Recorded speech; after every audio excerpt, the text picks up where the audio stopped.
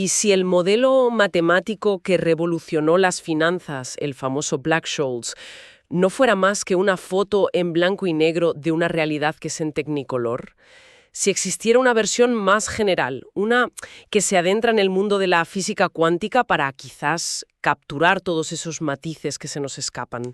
Una idea que da un poco de vértigo, la verdad. Pensar que la incertidumbre de la bolsa y la de una partícula subatómica puedan hablar el mismo idioma matemático. Bienvenidos, hoy vamos a sumergirnos precisamente en esa idea, analizando un artículo científico que se atreve a proponerlo. Se titula Solución exacta de una versión generalizada de la ecuación de Black-Scholes, de los autores Kotfas, del CEA y Kotfas. Nuestra misión es desentrañar qué propone este nuevo modelo, por qué usa herramientas tan exóticas y, sobre todo, si es un avance genial o un ejercicio matemático sin aplicación práctica. Para entender la novedad, primero hay que hablar del gigante sobre el que se apoya. La ecuación de Black-Scholes es, la piedra angular de las finanzas modernas. Es la fórmula que desde los años 70 nos da un precio teórico para las opciones financieras, esos contratos que dan el derecho a comprar o vender un activo en el futuro. Es el padre nuestro de cualquier estudiante de finanzas. Pero como ocurre con muchas cosas que se aprenden de memoria, la gente olvida las condiciones bajo las que funciona. Y ahí está el problema. El propio artículo lo dice con mucha sutileza. Anticipa bastante bien los precios observados. En el mundo de las altas finanzas, bastante bien puede ser la diferencia entre ganar dinero y la bancarrota. Claro, pero todos los modelos son simplificaciones, ¿no? La genialidad de Black-Scholes fue precisamente crear un modelo en el vacío, asumiendo un mundo ideal con volatilidades constantes, con movimientos de precios suaves, y funcionó como un punto de partida increíblemente útil. Un punto de partida, de acuerdo, pero uno que lleva 50 años mostrando sus grietas. Asume que los mercados son eficientes y predecibles, que siguen una campana de Gauss perfecta. Y la realidad nos ha demostrado una y otra vez, con crisis como la de 2008, que los mercados tienen colas anchas. Claro. Es decir, los eventos extremos e improbables ocurren mucho más de lo que el modelo predice. Seguir usándolo sin más es como navegar por un mar lleno de icebergs con un mapa que solo muestra las islas tropicales. Exacto. Y esa es la grieta por la que se cuela este artículo. Aquí es donde la historia da un giro de guión espectacular. Los autores muestran cómo, con un cambio de variable matemático, una especie de traducción a otro idioma, la ecuación financiera de Black-Scholes se transforma y revela una estructura idéntica a la de una ecuación de difusión de calor en física. Un truco conocido en el mundillo como econofísica. Pero, a ver, una cosa es la analogía y otra que sea útil. Ah, pero es que es mucho más que una analogía. Es descubrir que la receta secreta de la abuela está escrita en un jeroglífico egipcio que los físicos ya habían descifrado hace un siglo. Este paso abre la puerta a usar todo el arsenal de herramientas de la mecánica cuántica para atacar un problema financiero. Y aquí es donde este artículo no se conforma con mirar por la puerta, sino que entra de lleno. Partiendo de esa base, los autores dicen, vale, la ecuación clásica es un caso particular. Podemos crear una ecuación madre más flexible. Y lo hacen introduciendo un nuevo elemento en la fórmula, una especie de potencial que llaman Bx. Se centran en un caso concreto donde este potencial es muy simple, lo que da lugar a una nueva ecuación que es como la de Black-Scholes, pero con un dial de ajuste. Un nuevo parámetro al que llaman A. Justo. Imagina que el modelo de Black-Scholes es una radio fijada en una única emisora.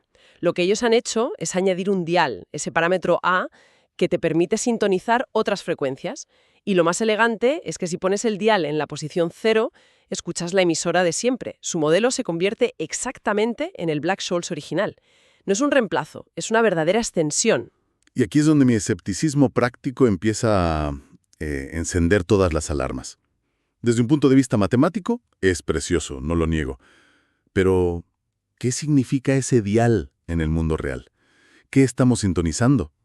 El propio artículo lo admite casi de pasada en las conclusiones. El parámetro A podría tener un cierto significado financiero. Es una esperanza. Me preocupa que estemos ante una solución matemática brillante en busca de un problema que resolver. Entiendo el punto. Pero ¿no ese es el riesgo de cualquier innovación? El riesgo es algo muy concreto llamado overfitting. Si le das a un modelo demasiados diales y botones, puedo hacer que se ajuste perfectamente a los datos del pasado. Puedo hacer que explique el comportamiento del IBEX 35 de la semana pasada con una precisión del 99,9%. Pero ese modelo probablemente será inútil para predecir lo que hará mañana, porque en lugar de capturar la señal, se ha aprendido el ruido de memoria. Sin una interpretación económica clara de qué es A, ¿cómo sabemos que no es simplemente un generador de ruido? Es un riesgo real, el de crear un modelo tan flexible que se convierte en un traje a medida del pasado. Pero, ¿no podría argumentarse que Black-Scholes sufre del problema contrario, el underfitting? Es tan rígido, tan idealizado, que no se ajusta bien a casi ningún escenario. ¿No es mejor tener un dial que puedas ajustar, aunque corras el riesgo de ajustarlo mal, que no tener ningún dial? Siempre que sepas qué estás ajustando. Si no, es como pilotar un avión y encontrar un botón rojo nuevo sin etiqueta. A lo mejor activa el piloto automático o a lo mejor eyecta los asientos.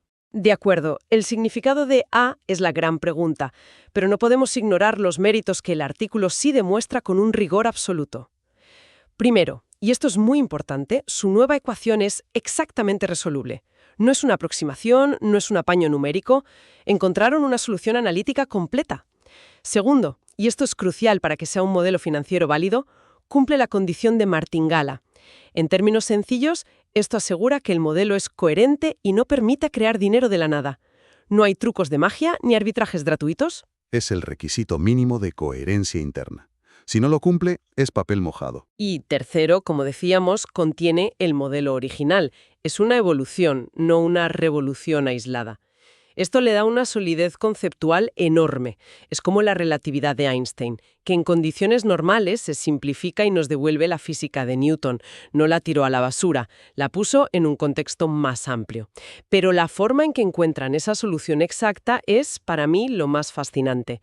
Para resolver su ecuación financiera tuvieron que dejar los libros de finanzas y cogerlos de física cuántica. Se dieron cuenta de que su problema era matemáticamente idéntico a uno de los problemas más clásicos de la cuántica, el oscilador armónico desplazado. Que no es más que el modelo matemático que describe cosas como la vibración de los átomos en una molécula o un péndulo microscópico. Vamos, uno de los primeros ejercicios que se resuelven en cualquier curso de cuántica. Exactamente. Y para resolverlo, usan todo el lenguaje de la física. Hablan de un hamiltoniano, que en física es el operador que te da la energía total de un sistema, y construyen sus soluciones a partir de unas herramientas matemáticas llamadas polinomios de Hermite. No hay que asustarse con el nombre. Pensemos en ellos como si fueran piezas de Lego matemáticas, unos bloques de construcción muy específicos que, al combinarlos de la forma correcta, permiten construir soluciones perfectas y exactas para este tipo de ecuaciones, algo que es muy raro y valioso tanto en física como en finanzas. De acuerdo. La elegancia matemática es innegable. Pero traducir un problema a otro lenguaje no elimina la complejidad, a veces la oculta. El resultado final es que la fórmula que proponen para el precio de la opción no es un cálculo simple. Imagina que es una receta con infinitos ingredientes, donde cada uno es un poco más pequeño que el anterior. La clave está en saber cuántos de esos ingredientes necesitas añadir para que el plato final sea preciso. De ahí has dado en el clavo de la crítica práctica. La fórmula original de Black-Scholes ya intimida a muchos, pero es una fórmula cerrada. La metes en una hoja de cálculo, le das a Enter y tienes un número. Esta nueva solución es una serie infinita. Para un trader o un gestor de riesgos que necesita recalcular miles de precios por segundo, ¿es esto viable? El artículo es un trabajo teórico. No nos dice cuántos términos de esa serie infinita hay que sumar para obtener un resultado fiable. ¿Converge rápido? ¿Es computacionalmente estable? La elegancia matemática a veces choca frontalmente con la cruda realidad de la velocidad y la usabilidad. Pasamos de una fórmula a un algoritmo, y es un cambio de paradigma con enormes implicaciones prácticas. Pero ¿no es ese el camino que ha seguido siempre el Quant Finance? Pasamos de cálculos en papel a hojas de cálculo, y de ahí a algoritmos complejos que corren en clústeres de servidores. Quizás no es un obstáculo insalvable, sino simplemente el siguiente paso evolutivo que requiere más potencia computacional. El coche era más complejo que el caballo, pero nos llevaba más lejos. Nos llevaba más lejos, sí, pero también necesitaba autopistas, gasolina y mecánicos. Este modelo necesita una infraestructura computacional y una validación que el artículo ni siquiera menciona. Antes de construir la autopista, me gustaría ver una prueba de que el coche funciona y no explota al arrancar. Bueno, una pequeña prueba sí que nos dan. El artículo incluye unos gráficos para visualizar cómo se comporta su solución en comparación con la clásica. En ellos vemos varias curvas. La línea fina es el precio según el Black-Scholes de toda la vida. La línea gruesa es el precio según su nuevo modelo. Y vemos que las dos curvas son muy parecidas. La nueva solución se desvía ligeramente, y esa desviación cambia según el valor que le das al famoso dial, al parámetro A. Con un valor pequeño, las curvas están casi pegadas. Si aumentas el valor, se separan un poco más. Lo que demuestra visualmente la flexibilidad del modelo. La idea es que quizá los precios reales que vemos en el mercado, que a menudo se desvían del modelo clásico, en lo que se conoce como la sonrisa de la volatilidad, pues se ajusten mejor a una de estas nuevas curvas. Le da al modelo un grado de libertad adicional para capturar la realidad del mercado, que es más compleja que la idealización de Black-Scholes. Lo que yo veo en esos gráficos es una diferencia sutil. Demasiado sutil, quizá. La pregunta clave que un profesional se haría es: ¿esta diferencia es estadísticamente significativa en un entorno de mercado real, con sus comisiones, sus horquillas de precios y su ruido? O, volviendo a mi preocupación, es simplemente un ajuste matemático que no aporta ningún valor predictivo.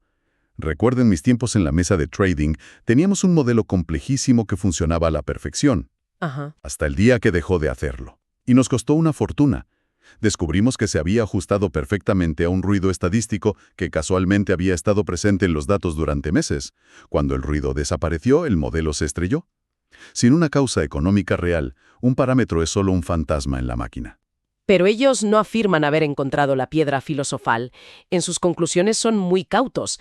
Dicen que su solución podría describir algunos precios observados que se desvían del modelo estándar. Podría.